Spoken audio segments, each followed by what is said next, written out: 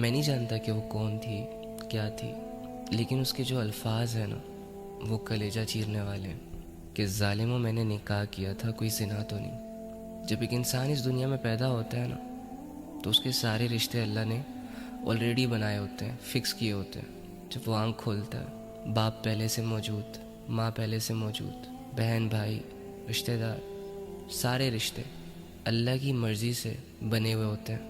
لیکن ایک اکلوتا حق اس پیدا ہونے والے کو دیا جاتا ہے، اور وہ حق نکاح کا ہے۔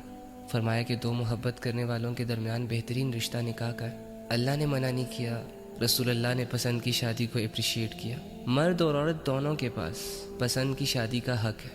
والدین اوپینینز دے سکتے ہیں، رائے دے سکتے ہیں، سمجھا سکتے ہیں، ریسرچ کر سکتے ہیں، لیکن والدین خدا بن کر، گھر والے رشتہ دار خدا بن کر کسی کی شادی کا فیصلہ نہیں کر سکتے۔ یہ اللہ کا دیا ہوا ایک اکلوتا حق بھی بہت سارے لوگوں سے چھین لیا جاتا ہے۔ جہاں ان کی مرضی نہیں ہوتی وہاں ان کی شادیاں فکس کروا دی جاتی ہیں، اور پھر ساری عمر ان کا پوچھا تک نہیں جاتا۔ جب ان کے درمیان کلیشز آتے ہیں کوئی سارٹ آؤٹ کرنے کے لیے نہیں آتا۔ وہ رشتہ جو محبت سے چلتا ہے، جس کا ایندھن محبت ہے، عزت ہے، وہ خاندان، سوسائٹی اور معاشرے کی وجہ سے بوجھ بنا دیا گیا۔ زبردستی کی شادیاں کروائی جاتی ہیں۔ جب لڑکیاں اپنے لیے سٹینڈ لیتی ہیں تو انہیں دھمکیاں، ایموشنل بلیک میلنگ، ڈرایا دھمکایا جاتا ہے۔ کیا کرے وہ بیچاری؟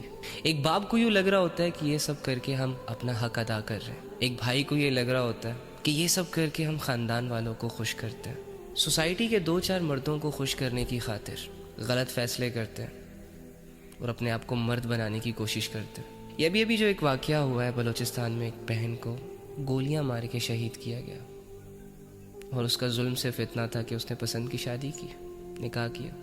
یہ جن سو کولڈ غیرت مند لوگوں نے دو چار لوگوں کی باتوں میں آ کر یہ کام سر انجام دیا، اگر تم واقعی مرد ہو، اگر تم واقعی اتنے بہادر ہو، رات کی تنہائی میں 2 منٹ کے لیے اپنے آپ کو صرف اس لڑکی کی جگہ امیجن کرو، اور وہ گولیاں جو اس لڑکی کے سینے سے آر پار ہوئیں، جن سے اس کی زندگی ختم ہوئی، صرف تصور کر کے دیکھو کہ وہ تمہارے سینے سے آر پار ہو رہی ہیں، اور تمہارا جرم صرف اتنا ہو کہ تم نے ایک حلال طریقے سے اپنی خواہش پوری کی، جس میں اللہ کو کوئی مسئلہ نہیں تھا، رسول اللہ کو کوئی مسئلہ نہیں تھا، اسلام کو کوئی مسئلہ نہیں تھا، لیکن تمہاری سو کولڈ سوسائٹی کو اس فیصلے سے مسئلے تھے۔ تمہاری روح نہ کانپی نا، تمہاری یہ غیرت تمہاری کھوپڑی کے آر پار نہ ہوئی نا، تو کہنا شرط یہ ہے کہ اگر ضمیر زندہ ہو، لیکن ایسے لوگوں کے ضمیر زندہ کہاں رہتے ہیں؟ یہ تو لوگوں کے ہاتھوں کی کٹ پتلیاں ہوتی ہیں، ان کے اپنے دماغ تو سن ہو چکے ہوتے ہیں۔ ان سے تو جب کہا جاتا ہے کہ یار تم جس کام کو غیرت کا نام دے رہے ہو وہ سب سے بڑی بے غیرتی ہے، تم جسے بہادری سمجھ رہے ہو وہ سب سے بڑی بزدلی ہے، تو آگے سے پتہ کیا کہیں گے؟ آگے سے کہیں گے یار اگر ہم ایسا نہ کریں تو پھر لوگ کہیں گے کہ بے غیرت ہے۔ لہٰذا اپنی غیرت کو بچانے کے لیے ان غیرت مندوں نے وہ بے غیرتی والا کام کیا جو ایک مرد کے ساتھ سوٹ نہیں کرتا، جو ایک مومن کے ساتھ سوٹ نہیں کرتا۔ جانتے ہو مظلوم کی دعا اللہ کے عرش کو ہلا دیتی ہے یار۔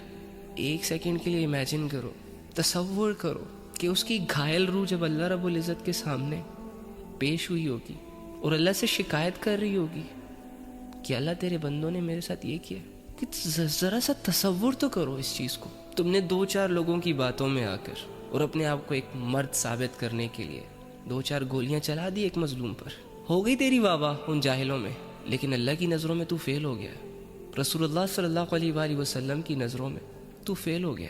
تو صرف ایک انسان کا قاتل نہیں ہے برو، تو نے ایک انسان کو مار کے پوری انسانیت کو مار دیا۔ تیرے ہاتھ نہیں کام پہ یار، ایک سیکنڈ کے لیے بھی تیرے دل میں یہ خیال نہیں آیا کہ مجھے رک جانا چاہیے؟